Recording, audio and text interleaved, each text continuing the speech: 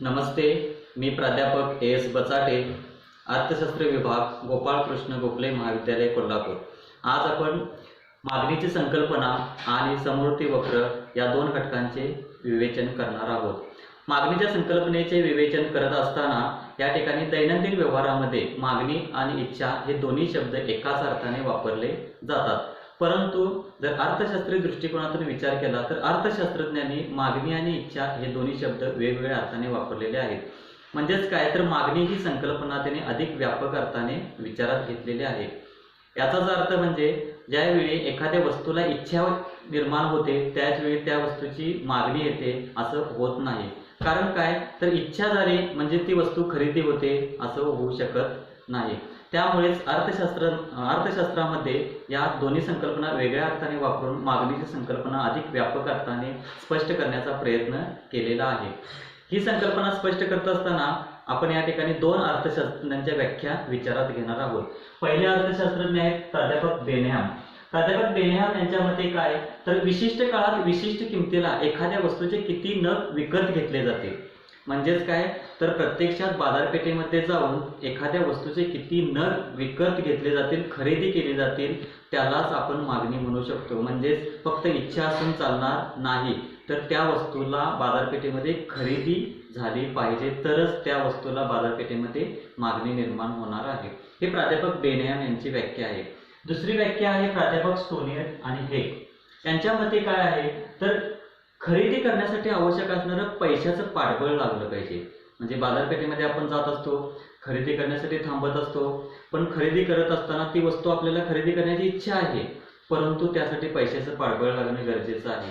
म्हणजेच काय तर स्टोनियर व हेग या अर्थशास्त्रज्ञांच्या मते काय तर एखाद्या वस्तूला जर मागणी निर्माण व्हायची असेल तर त्यासाठी आवश्यक असणारे खरेदीसाठी आवश्यक असणारं पैशाचं पाठबळ असणे गरजेचं आहे।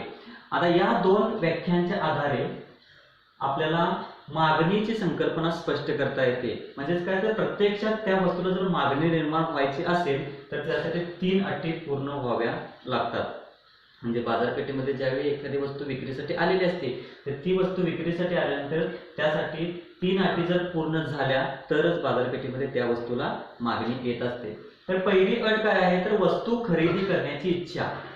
बाजारपेठेमध्ये ज्यावेळी वस्तू बाजारपेठेमध्ये येत असतात ती वस्तू खरेदी करण्याची इच्छा त्या व्यक्तीच्या किंवा उपभोक्त्याच्या मनामध्ये निर्माण होणे गरजेचं आहे। तर ती इच्छा कधी निर्माण होणार तर त्या वस्तूची आपल्याला गरज असेल तर। म्हणजेच काय तर पावसाळ्यामध्ये आपल्याला छत्री किंवा रेनकोटची गरज असते।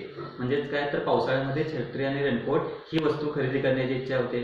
हिवाळ्यामध्ये स्वेटरची गरज असते, स्वेटर खरेदी करण्याची इच्छा निर्माण होते। अशा पद्धतीने ज्या ज्या ऋतूमध्ये किंवा कोणतेही सण समारंभ असतील तर त्या कालावधीमध्ये ज्या वस्तूंची गरज असते त्या वस्तू खरेदी करण्याची इच्छा त्या व्यक्तींच्या मनामध्ये निर्माण व्हावी लागते। म्हणजे पहिली अट काय झाली तर पहिली अट वस्तू खरेदी करण्याची इच्छा त्या व्यक्तीच्या मनामध्ये किंवा उपभोक्त्याच्या मनामध्ये निर्माण होणे गरजेचं आहे। दुसरी अट आहे पैशाचे पाठबळ।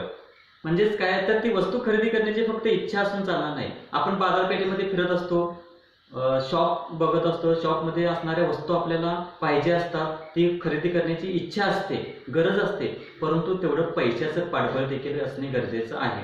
म्हणजेच काय समजा एखाद्या वस्तूची किंमत 500 रुपये आहे तर ते 500 रुपये त्या उपभोक्त्याजवळ असणे गरजेचं आहे, तरच त्या वस्तूच्या मागणीला पैशाचे पाठबळ लागते। म्हणजे ती वस्तू खरेदी करण्याची इच्छा झाली, त्या वस्तूच्या खरेदीसाठी आवश्यक असणारं पैशाचं पाठबळ लागलं तरी सुद्धा मागणी येणार का नाही, तर तो पैसा खर्च करण्याची तयारी ही तिसरी अट महत्त्वाची आहे। पैसा खर्च करण्याची तयारी त्या उपभोक्त्याची असणं गरजेचं आहे। म्हणजे त्याच्याकडे 500 रुपये आहे, वस्तूची किंमत 500 रुपये आहे, परंतु त्यांना तो पैसा खर्च करायचा नसेल तर त्या वस्तूला मागणी येणार नाही। म्हणजे इच्छा निर्माण झाली, पैशाचं पाठबळ लागलं, परंतु तो पैसा खर्च करण्याची तयारी नसेल तर त्या वस्तूला त्या ठिकाणी मागणी येणार नाही। म्हणजेच काय तर त्याच्या उपभोक्त्याजवळ जो पैसा आहे तो पैसा खर्च करण्याची तयारी त्या व्यक्तीची असली पाहिजे। म्हणजेच काय तर वस्तू खरेदी करण्याची इच्छा, पैशाचे पाठबळ आणि पैसा खर्च करण्याची तयारी या 3 अटी जर पूर्ण झाल्या तरच बाजारपेठेमध्ये त्या वस्तूला मागणी निर्माण होत असते. म्हणजेच काय तर बेनहॅम आणि स्टोनियर व हे या अर्थशास्त्रज्ञांनी ज्या व्याख्या केलेल्या आहेत त्या व्याख्याच्या आधारे काय होतं तर एखाद्या वस्तू जर मागणी निर्माण व्हायची असेल तर या 3 अटी जर पूर्ण होत असतील तरच बाजारपेठेमध्ये जी विक्रीसाठी आलेली वस्तू आहे त्या वस्तूला मागणी निर्माण होत असते. मागणीच्या संकल्पनेचा विचार करत असताना मागणीचे प्रकार सुद्धा पाहणे आवश्यक आहे. कारण इच्छा आणि मागणी हे 2 शब्द आपण अभ्यासले. म्हणजेच काय वस्तूला जर बाजारपेठेमध्ये मागणी यायची असेल तर ज्या 3 अटी आहेत त्या 3 अटी पूर्ण झाल्यानंतर वस्तूला बाजारपेठेमध्ये मागणी निर्माण होत असते. आता या मागणीचे प्रकार, मागणीचे एकूण 3 प्रकार आहेत. संयुक्त मागणी, संमिश्र मागणी, अप्रत्यक्ष मागणी. पहिला प्रकार आहे संयुक्त मागणी. तर संयुक्त मागणी म्हणजेच काय तर एकापेक्षा अधिक वस्तूंची मागणी एकत्रितपणे केली जाते तेव्हा त्याला संयुक्त मागणी असे म्हणतात. म्हणजेच काय तर एखादी गरज आपली पूर्ण करायची आहे तर ती गरज पूर्ण करत असताना एक वस्तू घेऊन चालत नाही. म्हणजेच काय तर ती गरज भागवण्यासाठी आपल्याला एकाच वेळी अनेक वस्तूंची आवश्यकता लागते. तो उदाहरणार्थ आहे की आपली लिहिण्याची गरज आहे, आपली लिहिण्याची गरज आहे, ती लिहिण्याची गरज पूर्ण करण्यासाठी एकत्रितपणे पेन आणि शाई या दोन्ही गोष्टींची आवश्यकता लागते. म्हणजे पेन आणि शाई यांची मागणी कशी झाली तर संयुक्त मागणी झाली. त्याच पद्धतीने आपली समजा चहा पिण्याची गरज आहे, आपली चहा पिण्याची गरज आहे, ती चहा पिण्याची गरज आपल्याला भागवायची आहे तर काय करणार तर चहा पिण्याची गरज भागवत असताना दूध आले, साखर आली, चहापूड आली, गॅस आली, या सगळ्या वस्तूंची मागणी आपण एकत्रितपणे करत असतो. म्हणजे ती मागणी सुद्धा संयुक्त मागणी झाली. म्हणजेच काय तर एकाच वेळी ज्यावेळी एकापेक्षा अधिक वस्तूंची मागणी एकत्रितपणे केली जाते. म्हणजे आपली एक गरज आहे, ती गरज आपल्याला पूर्ण करायची आहे, ती गरज पूर्ण करत असताना त्यासाठी आवश्यक असणाऱ्या सगळ्या वस्तूंची मागणी ही एकत्रितपणे केली जात असते. अशा वेळी ती मागणी ही संयुक्त मागणी झाली. दुसरा प्रकार आहे संमिश्र मागणी. संमिश्र मागणीमध्ये काय आहे तर एकच वस्तू आहे, वस्तू एकच आहे परंतु ती वेगवेगळ्या कार्यासाठी वापरली जाते. संयुक्त मागणी म्हणजे काय होतं तर एक गरज भागवण्यासाठी अधिक वस्तू मागवल्या जात होत्या किंवा अधिक वस्तूंची मागणी केली जात होती. संमिश्र मागणीमध्ये काय आहे तर एकच वस्तू आहे आता आणि ती आपल्या अनेक गरजा भागवत आहे. तर उदाहरण बघा की वीज कशासाठी वापरली जाते तर प्रकाशासाठी वापरली जाते, घरामधील पंखे चालवण्यासाठी वापरले जाते, टीव्ही चालवण्यासाठी वापरली जाते, शेतीसाठी वापरली जाते, उद्योगधंद्यासाठी वापरली जाते. म्हणजे वस्तू एकच आहे आणि त्याचे वापर अधिक आहेत. म्हणजे ज्यावेळी एकच वस्तू असते आणि ती वस्तू विविध कार्यासाठी एकाच वेळी वापरली जात असते अशा वेळी त्या वस्तूंची मागणी ही संमिश्र मागणी झाली. म्हणजेच फरक लक्षात घ्या, संयुक्त मागणी आणि संमिश्र मागणी. संयुक्त मागणी म्हणजे एक गरज भागवायची आहे तर त्यासाठी अनेक वस्तूंची मागणी करावी लागते. संमिश्र मागणीमध्ये एकच वस्तू आहे, ती वस्तू आपल्या अनेक गरजा भागवण्याचा प्रयत्न करत असते. त्यानंतर तिसरा प्रकार आहे अप्रत्यक्ष मागणी. अप्रत्यक्ष मागणी ही हा प्रकार थोडासा वेगळा प्रकार आहे. यामध्ये जे उत्पादनासाठी वापरले जाणारे उत्पादनाचे घटक असतात त्या उत्पादनाच्या घटकांची मागणी ही अप्रत्यक्ष मागणी असते. म्हणजेच काय आता आपली एखादी गरज पूर्ण करायची आहे, समजा आपल्याला कपडे खरेदी करायचे आहेत, कपड्यांची गरज आहे, कपड्यांची गरज ही कशी झाली प्रत्यक्ष मागणी झाली. परंतु ते कापड तयार करण्यासाठी आपल्याला कापूस लागतो, सिलाई मशीन्स लागतात, कापड विणण्याची यंत्र लागते, कापड रंगवण्याची यंत्र लागते, रंग लागतो. ह्या सगळ्या वस्तूंची मागणी कशी झाली अप्रत्यक्ष. म्हणजे आपण ह्या वस्तू मागवल्या का, ह्या वस्तूंची मागणी केली नाही, आपण मागणी केली कापडाची.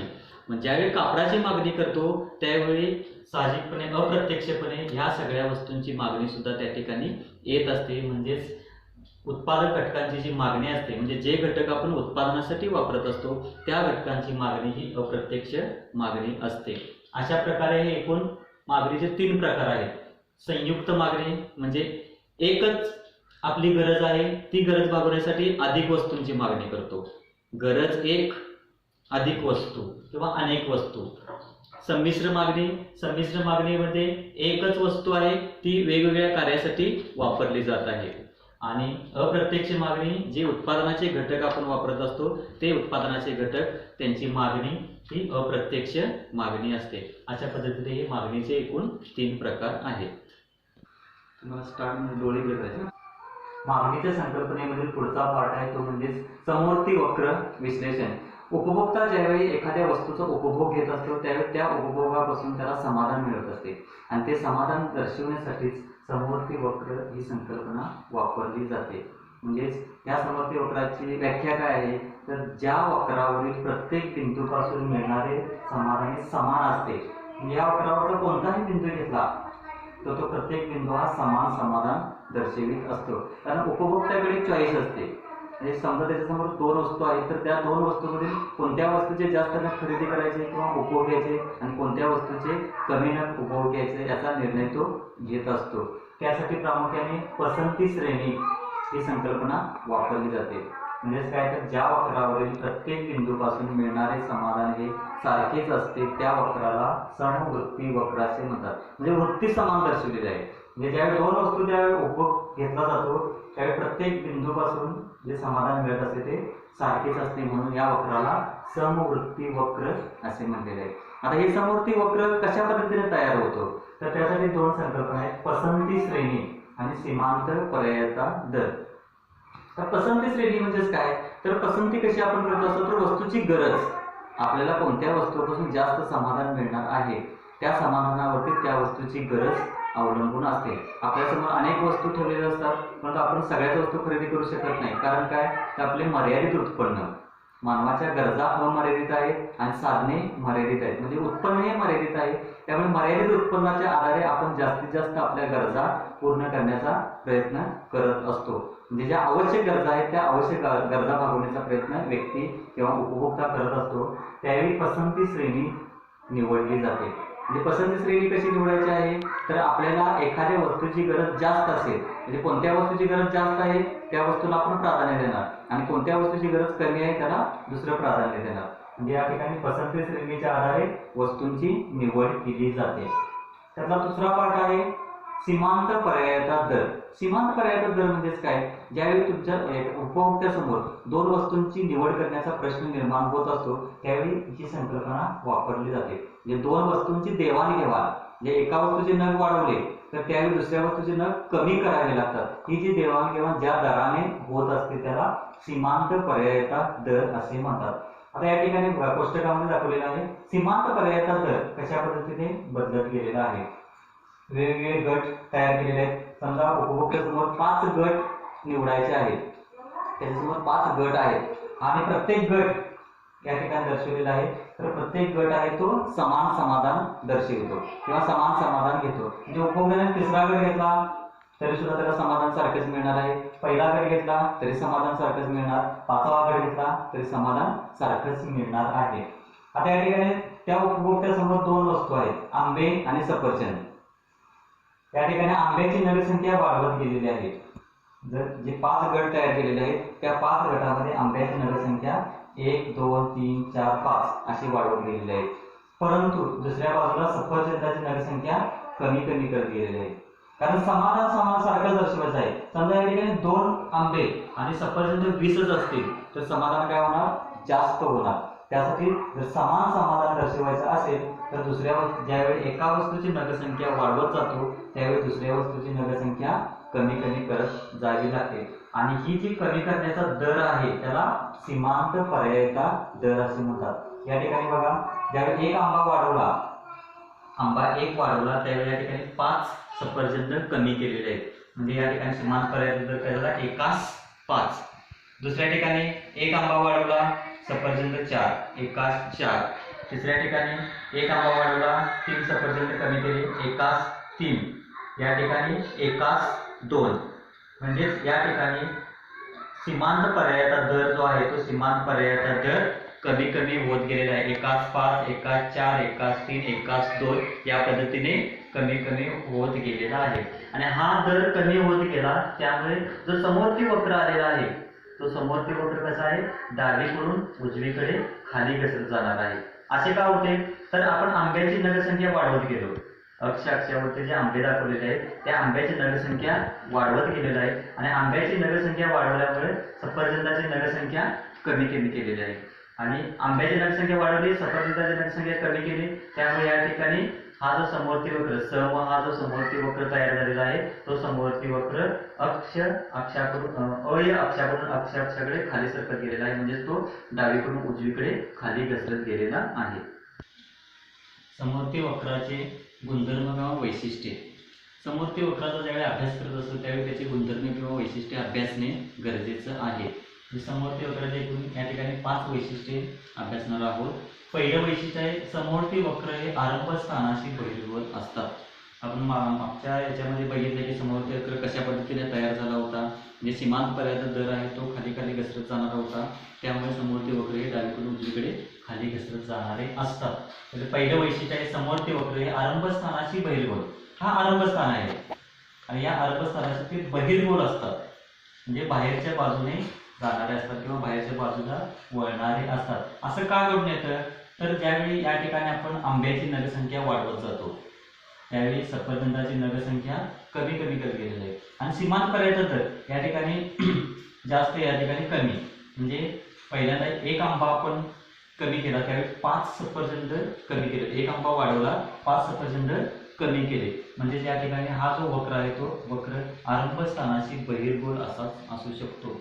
तो समजा जर अंतर्गोल काढला, हा वक्र जर अंतर्गोल काढला तर काय त्याचा अर्थ होतो की दोन्ही वस्तूंची नगसंख्या एकतर कमी होणार किंवा एकतर वाढवली जाणार. पण ते समवर्ती वक्र काय दर्शवतो, एका वस्तूची नगसंख्या वाढवली त्यावेळी दुसऱ्या वस्तूची नगसंख्या कमी केली, त्यामुळे हा जो वक्र आहे तो वक्र नेहमी आरंभ स्थानाशी बहिर्गोल असतो.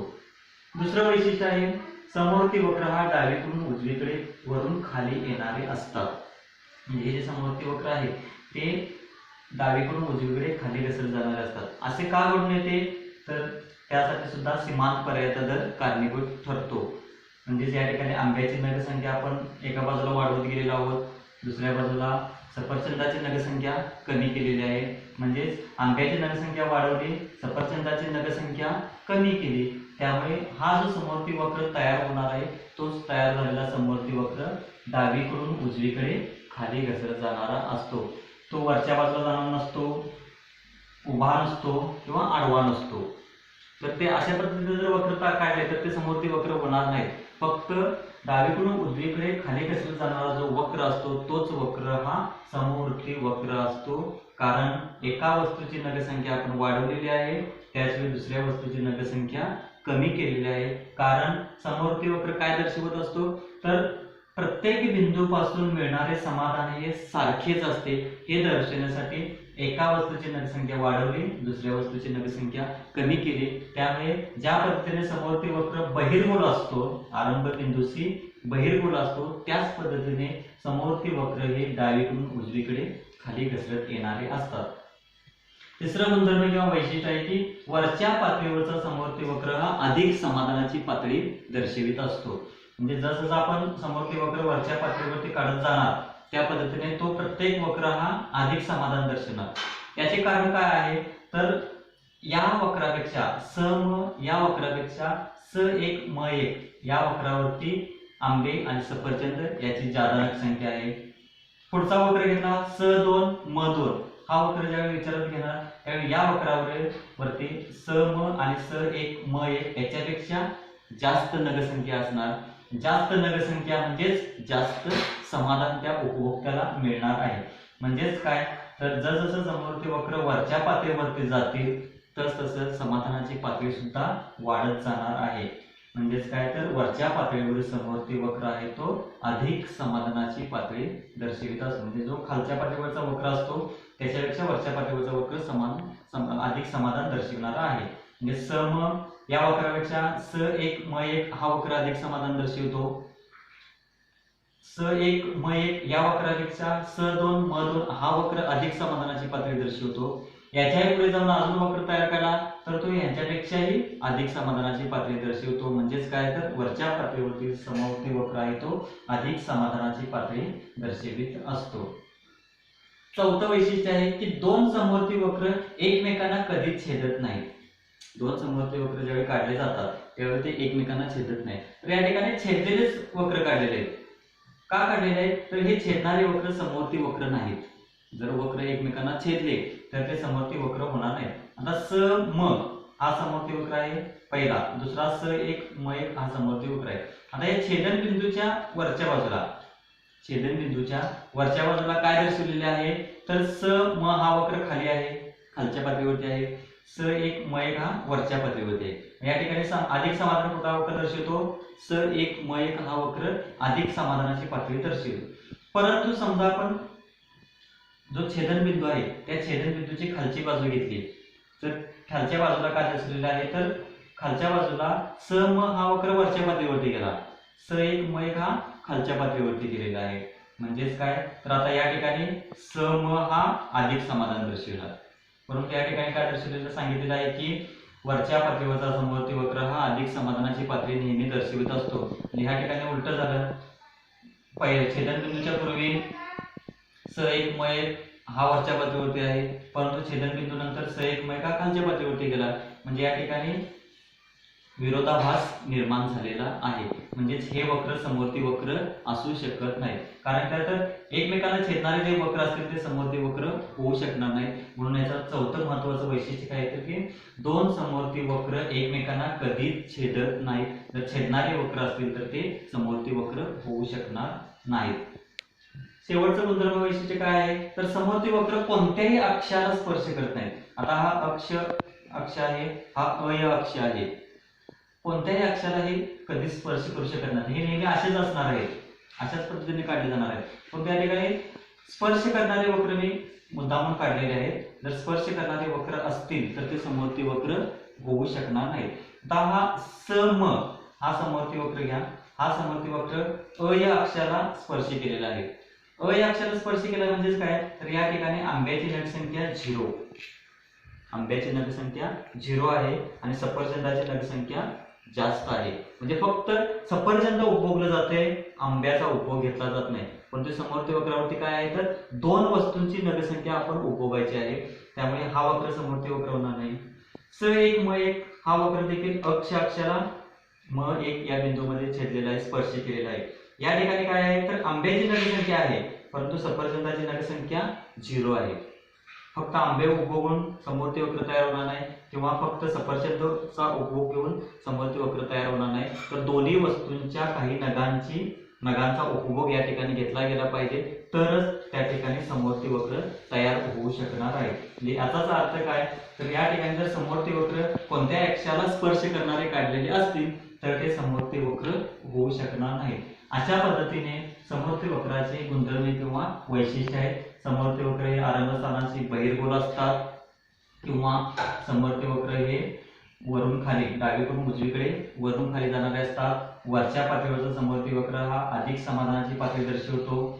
दोन समवर्ती वक्र एकमेकांना कधीच छेदत नाहीत, छेदले तर ते समवर्ती वक्र होऊ शकत नाहीत. आणि समवर्ती वक्र कोणत्याही अक्षाला स्पर्श करू शकत नाहीत. जर स्पर्श करणारे वक्र असतील तर ते समवर्ती वक्र होऊ शकणार नाहीत.